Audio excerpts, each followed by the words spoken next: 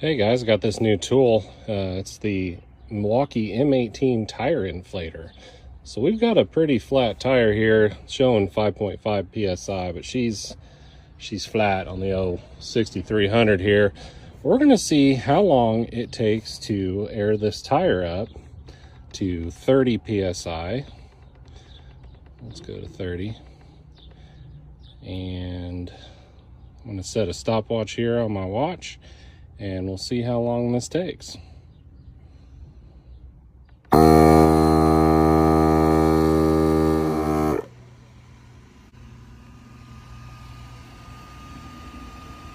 going to stabilize. So I stopped my stopwatch. We got 2 minutes and 47 seconds.